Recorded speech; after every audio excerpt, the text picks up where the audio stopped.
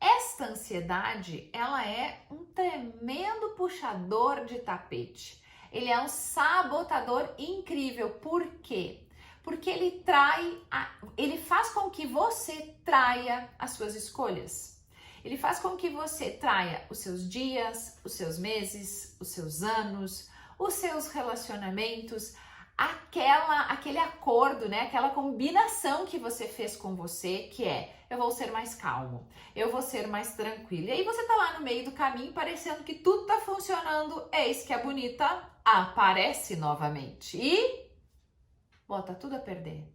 Tudo aquilo que você planejou, tudo aquilo que você pensou, os teus sonhos, os teus objetivos, as tuas metas, os teus relacionamentos, de repente são substituídos por uma sensação horrível.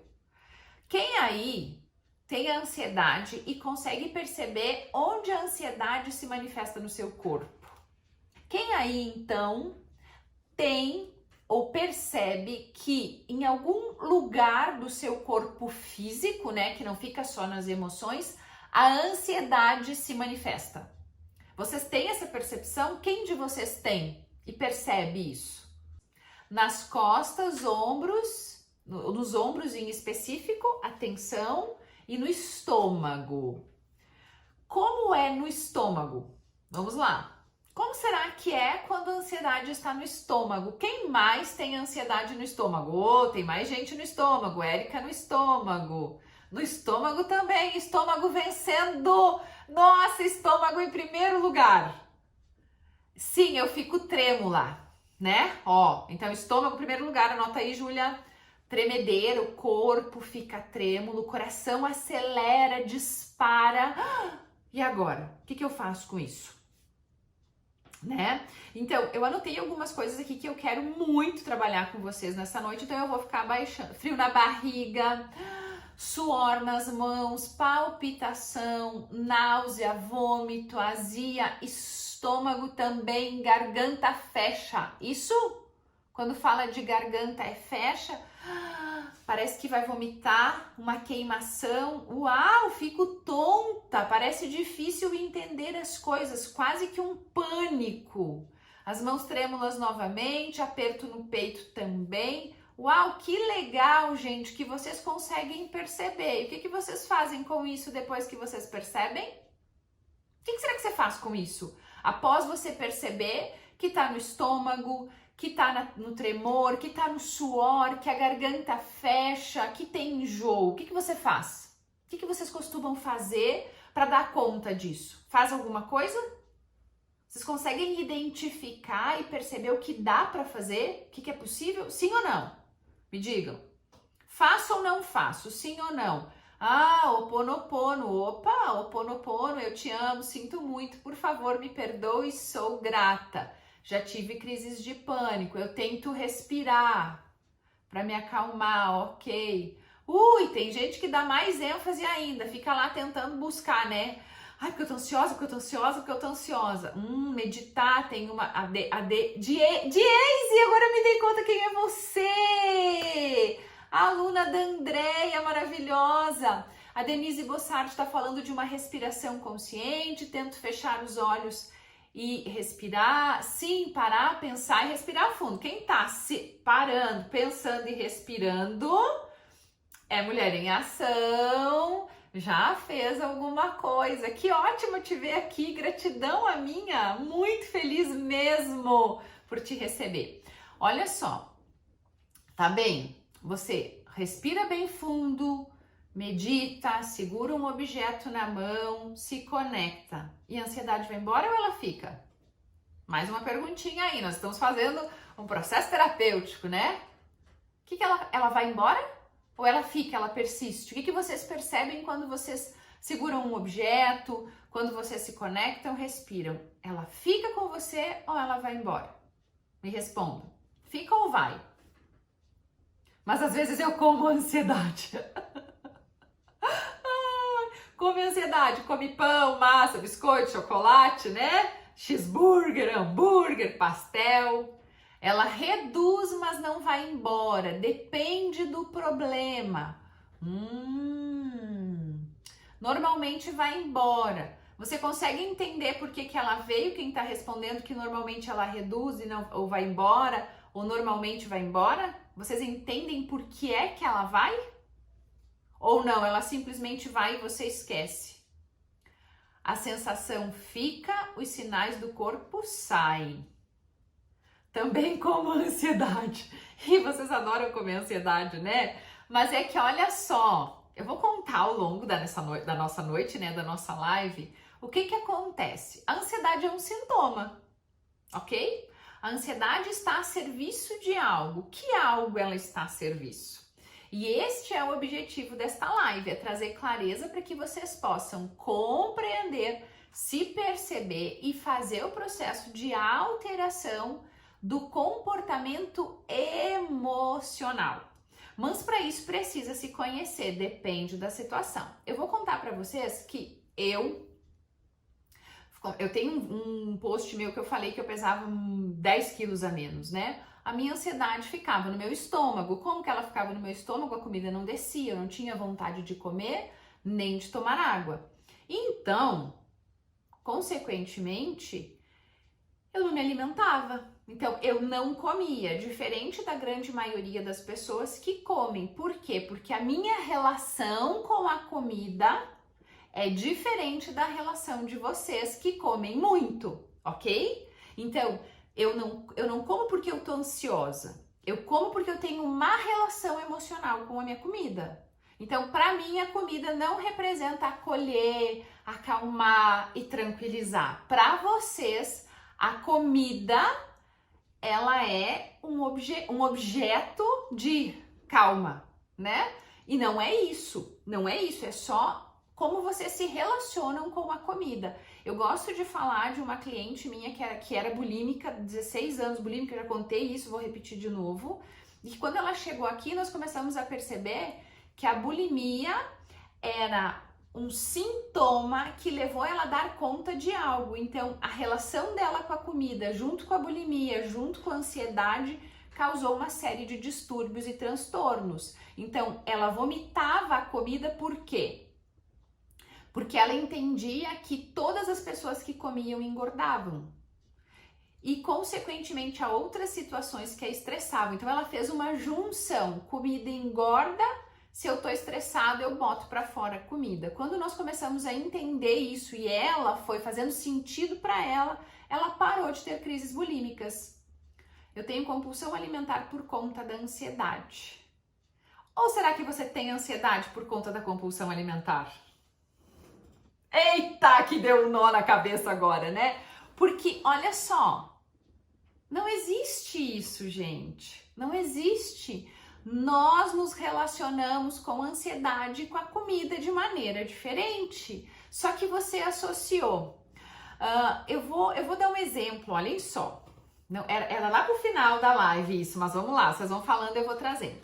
Quando você era criança, você tava lá incomodando a tua mãe, tá? Um exemplo, é um exemplo. Tu tava incomodando a tua mãe pegou um pacote de biscoito e te deu. E aí você ficou quietinha. E aí você associou, o teu cérebro, a tua memória, associou comida com ficar quieto, comida acalma. Comida acalma. A Júlia tá rindo aqui. Comida acalma. Ai, como eu fiquei calma agora. Ai, como eu tô aliviada. Entenderam? Tá fazendo sentido? Eu já passei por isso, como até sentir estufada. Depois me dava uma tristeza e no banheiro vomitava tudo. Tornava a comer. A minha mãe tá na live. Tá, e pergunta pra ela se acontecia isso só, porque daí assim eu fico muito satisfeita que tudo que eu tô falando faz sentido pras mamães. Porque, gente, não adianta eu trazer pra vocês conceito teórico não auxilia as pessoas a mudar.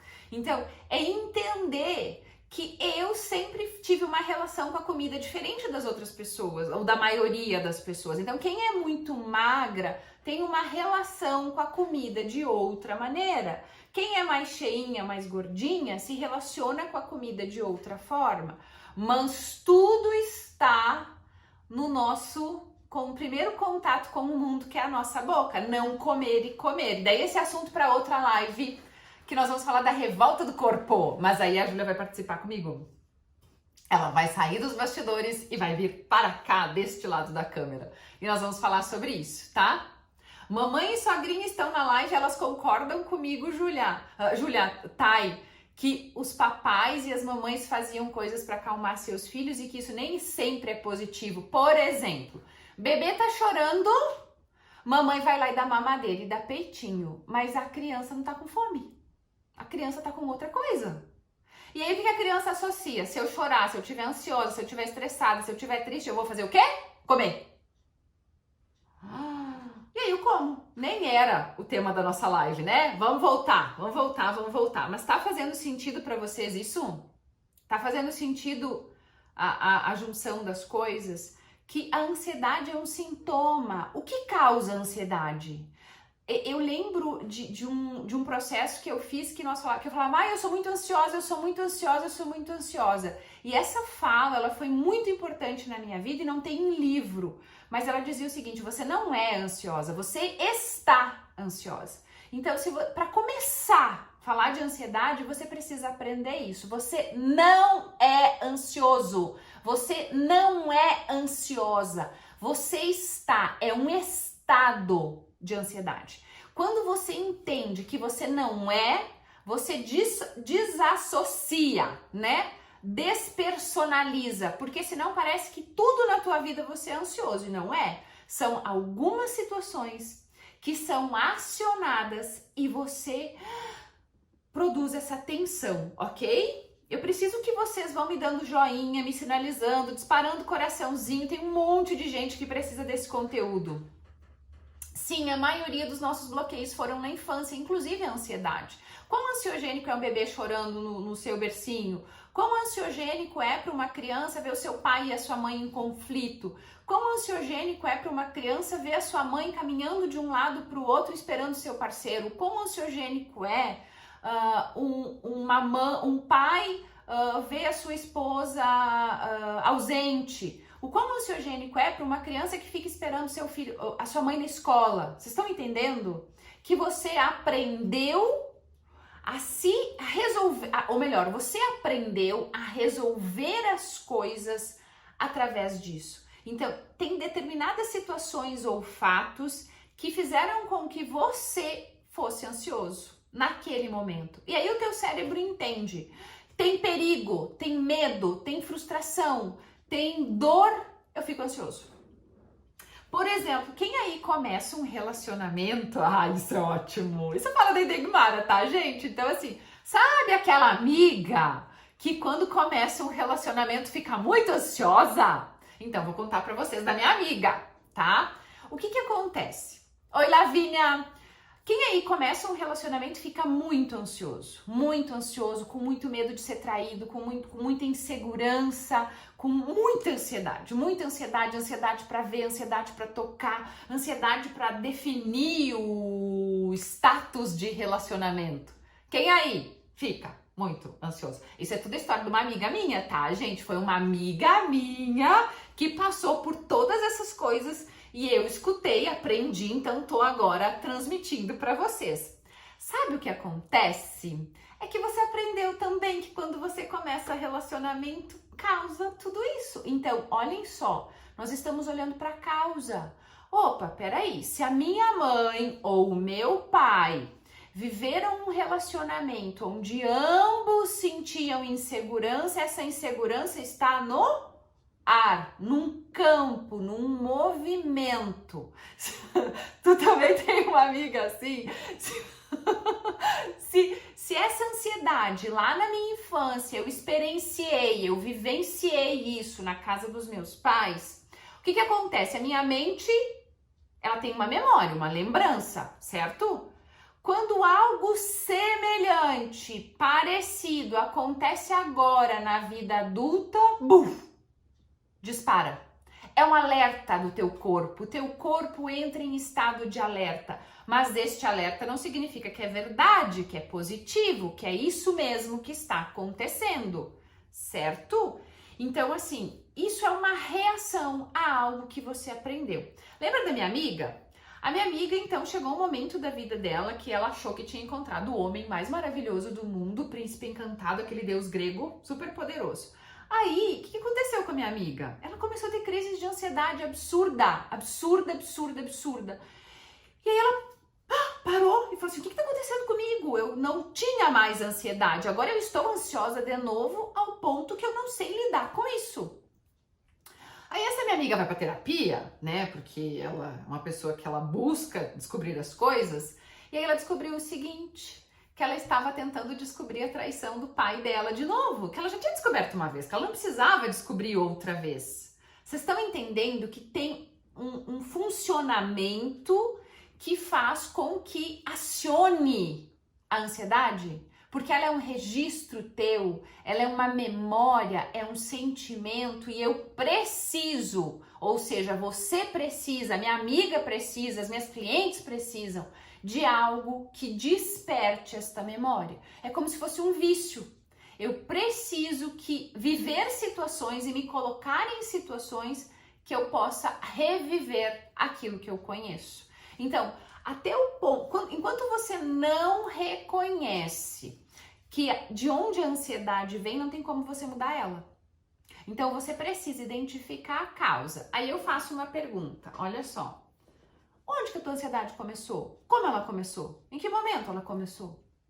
Foi no primeiro dia da escola? Foi o dia que a tua mãe te deixou na escolinha porque ela tinha que trabalhar? Foi o dia que ela te deixou com a vizinha? Foi o dia que teu pai gritou com a tua mãe? O que será? Tu disse isso pra mim.